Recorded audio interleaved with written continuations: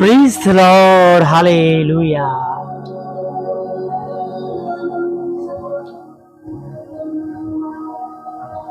સવારની સલામ. Good morning.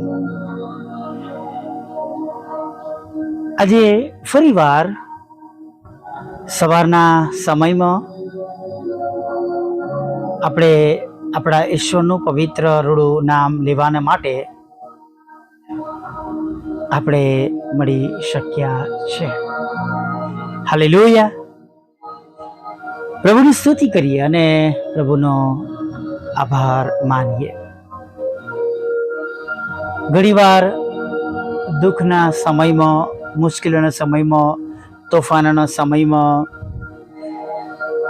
ચિંતાઓના સમયમાં, નિરાશા હતાશાના સમયમાં જાણે આપણે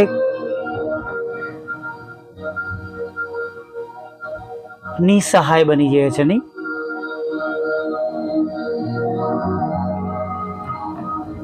એવા સમયમાં જાણે કશું જ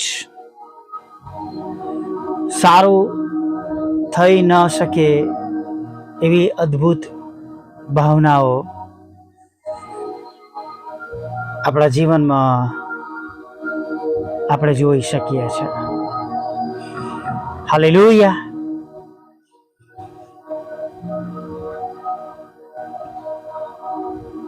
સાચે જ વાલા મિત્રો,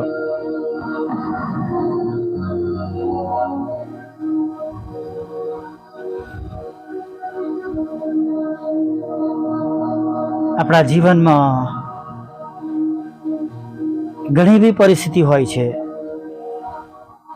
કે જે જાણે કે જીવન અને મરણની વચ્ચે થઈને આપણે પસાર થતા હોય એવું લાગે નહીં? ઘણીવાર એવું લાગે કે બીમારી મારો જીવ લઈને છોડશે, આ મુશ્કેલીઓ મારો જીવ લઈને છોડશે અને એવા ગભરાઈ ગયા હોય. પણ પ્રભુ ઘણીવાર એવા અદ્ભુત સમયમાં પણ આપણને રાખીને ઘણું બધું દેખાડે છે, શીખવાડે છે. તમે જો મેઇન લાઈન ચર્ચમાં જતા હોવ તો મેથોડિસ્ટ ચર્ચમાં જે ભજન સંગ્રહ વપરાતા હોય અથવા CNI અથવા મુક્તિ ફોજમાં થોડો ડિફરન્સ હોય છે, પણ 324 નંબરનું ગીત છે જીવતા ખડક, અને એના લેખક છે ઓગસ્ટસ ટોપલેડી, અને એને અનુવાદ કર્યું છે રેવ જેમ્સ ક્લારુગોએ. બહુ સુંદર ગીત છે. એના જે શબ્દો છે આ પ્રમાણે છે: જીવતા ખડક ખરી આડ, મારા ઉપર છાયા પાડ, તારી કૂપથી વહ્યું જળ તથા લોહી તેનું ફળ, થાઓ પાપના બે ઇલાજ, દોષ મટાડો ટાળો રાજ. 4 અંતરા છે. છેલ્લો અંતરો તો કહે છે ટકે જીવનનું અજવાળ, ટકે જીવનનું અજવાળ અથવા આવે અંતકાળ, ઊંડું જીવ આકાશી ઘર, જોઉં તને ન્યાય શાસન પર, જીવતા ખડક ખરી આડ, મારા ઉપર છાયા પાડ. તમને નવાઈ લાગશે કે આખું ગીત પત્તા પર, જે કાર્ડ્સ, પ્લેઇંગ કાર્ડ્સ, એના પર આ ગીત લખવામાં આવ્યું છે.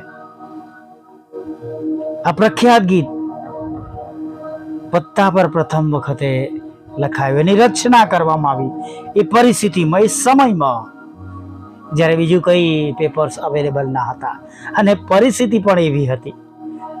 વાત એમ છે કે આ ગીતના લેખક ઓગસ્ટસ એક વખતે મેન્ડી પર્વતોમાં એક તોફાનમાં ફસાઈ ગયા હતા.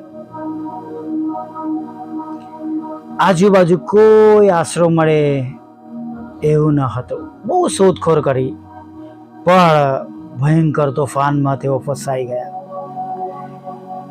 આખરે તેમને આશરો કોઈ જગ્યાએ મળ્યો નહીં. એટલે પછી તેઓ થોડે દૂર જે ખડકો હતા એના પોલાણોને જોયું, અને એ પોલાણોમાં બેસવાનો માર્ગ બહુ સાંકડો હતો.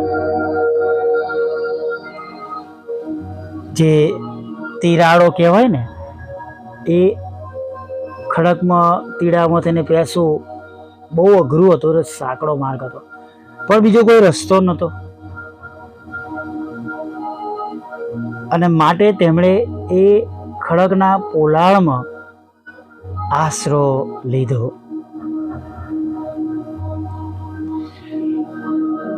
ગજબની બાબત છે ને, પોલાણમાં, ખડકની પોલાણમાં. અને એટલે જ કે છે જીવતા ખડક ખરી આડ, મારા ઉપર છાયા પાડ. ગજબની બાબત છે ને વાલા મિત્ર. જ્યારે તેઓ તેના ખડકના પોલાણમાં થઈને અંદર ગુફામાં બેઠા હતા અને બહાર તોફાનના સુસવાટા સંભળાતા હતા, ત્યારે તેમના મનમાં આ પ્રખ્યાત ગીતના શબ્દો બનવા લાગ્યા.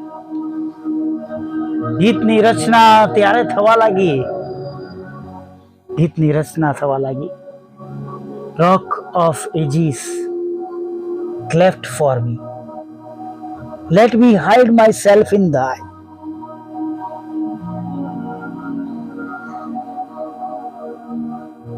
જીવતા ખડક ખરિયાળ, મારા પર છાયા પાડ.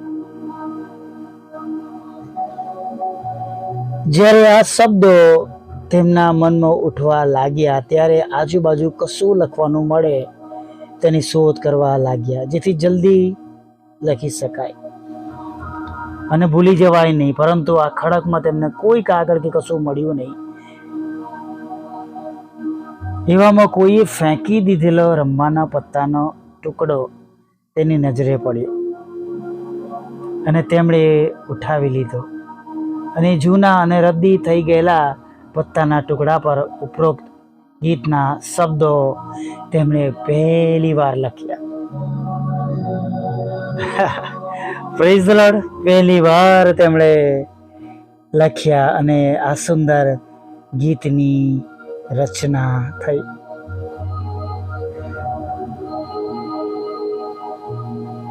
અને પત્તાનો એ ટુકડો અને ગીત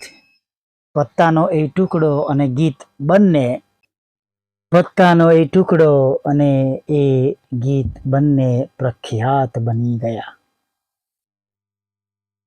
પ્રેઝ ધ લોર્ડ.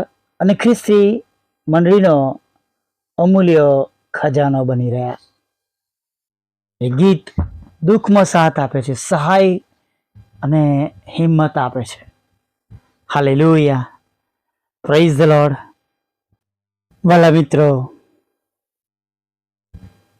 પ્રભુ આપણા જીવનના દુઃખોમાં, તકલીફોમાં પણ બહુ જ અજાયબ રીતે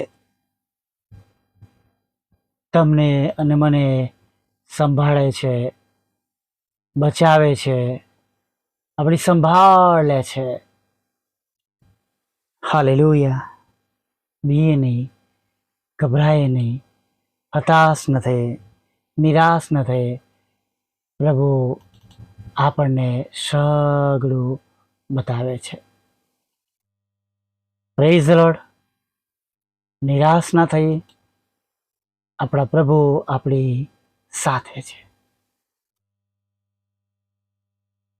પ્રેઝ ધ લોર્ડ. અને જ્યારે તેઓ આપણી સાથે છે, ત્યારે તમારું અને મારું ભલું થયા વગર દરેક સંજોગોમાં, દરેક પરિસ્થિતિમાં રહેવાનું નથી. ઘણું બધું બતાવીને પ્રભુ આપણી સાથે વાત કરે છે. Praise the lord. હાલેલુયા. આવી નાની પ્રાર્થના સાથે આગળ વધીએ. ભલા પ્રભુ, અમે તમારી સ્તુતિ કરીએ છીએ અને તમારો પુષ્કળ આભાર માનીએ છીએ. આજની સુંદર સવારને પ્રભુ તમે અમારા બધાના માટે આશીર્વાદિત કરો. અમને બધાને તમે સંભાળો, અમને બધાને તમે દોરો. આખો દિવસ તમારું માર્ગદર્શન મળે પ્રભુ, તમારી દોરવણી મળે. અને પ્રભુ, આજનો આ દિવસ અમે તમારી ઈચ્છા પ્રમાણે પ્રભુ પસાર કરીએ એવું થવા દો. આજના સુંદર દિવસને માટે પ્રભુ અમે તમારો પુષ્કળ આભાર માનીએ છીએ. પ્રભુ, અમે તમારી સ્તુતિ કરીએ છીએ. પ્રભુ, અમે તમારી આરાધના કરીએ છીએ અને ધન્યવાદના અર્પણો પ્રભુ અમે ચડાવીએ છીએ. Thank you lord, thank you lord, thank you lord. હા પ્રભુ, આભાર માનીએ છીએ કે અમારી પાસે તમે છો પ્રભુ. તમે અમને મળ્યા પ્રભુ. અમારે તમારી ઓળખાણ છે પ્રભુ. અને તમે જે ખરા ઈશ્વર છો, એવા ઈશ્વર જેમની પહેલા કે જેમના પછી કોઈ ઈશ્વર નથી, એવા ઈશ્વરનું ભજન કરવા માટે આજની સવારમાં આ સુંદર સમય આપ્યો છે. ત્યારે પ્રભુ અમે તમારો પુષ્કળ આભાર માનીએ છીએ. હા પ્રભુ, આભાર માનતા, સ્તુતિ કરતા, આરાધના કરતા પ્રભુ આ દિવસમાં અમે આગળ હવે વધવા માંગીએ છીએ. અમારી સાથે રહો, અમારી સંભાળ લો, અમારી કાળજી લો પ્રભુ. અને ખાસ પ્રભુ, અમારા હાથના કામોને સફળ અને આશીર્વાદિત કરો પ્રભુ. તમારો નવો અને તાજો સ્પર્શ આપો, તમારો નવો અભિષેક આપો. અમારા પાપ, ગુનાઓ, અમારી ભૂલો તમે અમને માફ કરો પ્રભુ, એવી પ્રાર્થના કરીએ છીએ પ્રભુ. આજના દિવસમાં અમારી જે કંઈ જરૂરિયાતો છે પ્રભુ, એ જરૂરિયાત પૂરી પાડો. ખોરાક, વસ્ત્ર, અન્ન, પાણી પૂરા પાડો પ્રભુ. અને જે કંઈ બાબતો પ્રભુ અમને જાણે નાશ તરફ લઈ જઈ રહી છે, એ સર્વ બાબતો અમારાથી તમે દૂર કરો. હા, એવી સર્વ બાબતો પ્રભુ જે તમારી નથી, એ બાબતોને તમે અમારાથી દૂર રાખો. અને પ્રભુ, એ સર્વ બાબતો પ્રભુ જે અમારા જીવનમાં તમારાથી અમને દૂર લઈ જાય છે, એ બાબતોને તમે હંમેશાને માટે ખાલી જ કરો પ્રભુ. પ્રભુ, અમે સાંકડા માર્ગમાં ચાલી અને તમને મળી શકીએ એવું થવા દેજો પ્રભુ. તમારું પવિત્ર રૂડું ભલું નામ ઘણા બધા લોકો સુધી પહોંચે, જેઓ તમને જાણીને પણ ભૂલી ગયા છે, અન્ય માર્ગ પર વળી ગયા છે. એવા લોકો માટે પણ પ્રાર્થના કરીએ છીએ કે પ્રભુ તમે તેમને તમારી પાસે લાવો. એવા લોકો માટે પણ પ્રભુ પ્રાર્થના કરીએ છીએ પ્રભુ, જેઓ જગતમાં ખોવાઈ ગયા છે, જગતનું જીવન જીવી રહ્યા છે પ્રભુ. એવા લોકો માટે પણ પ્રાર્થના કરીએ છીએ કે જેઓ પ્રભુ હમણાં તમને વિનંતી કરી રહ્યા છે, તેઓના જીવનો બદલાય, ફરીવાર તમારી સાથે જોડાય.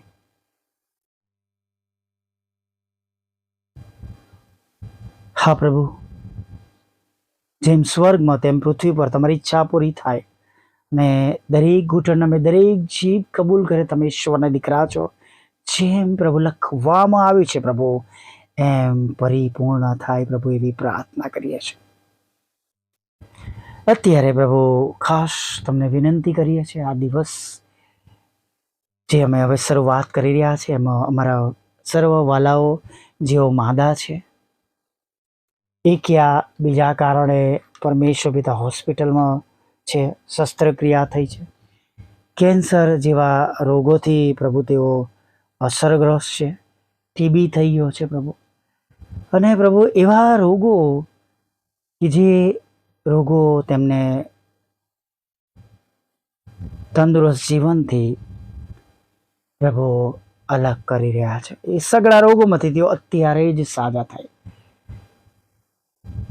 પ્રભુ તમારા બાળકોના ઘરોમાં શાંતિ આપો, લડાઈ ઝઘડા દૂર કરો, લગ્નનો આશીર્વાદ આપો, બાળકધનનો આશીર્વાદ આપો, તેમના રોજગાર નોકરી ધંધાને આશીર્વાદિત કરો. પ્રભુ તમારી સેવિકાના ખેતરમાંથી એ કડવા નામો દૂર થાય, તેમનો કબજો તેમને મળે એવું થવા દો. પ્રભુ વિદેશ જવાના માર્ગોને ખુલ્લા કરો, લગ્નનો આશીર્વાદ આપો, બાળકધનનો આશીર્વાદ આપો, જુદી જુદી પરીક્ષાઓ પાસ કરો, IELTSના બેન્ડ આપો પ્રભુ.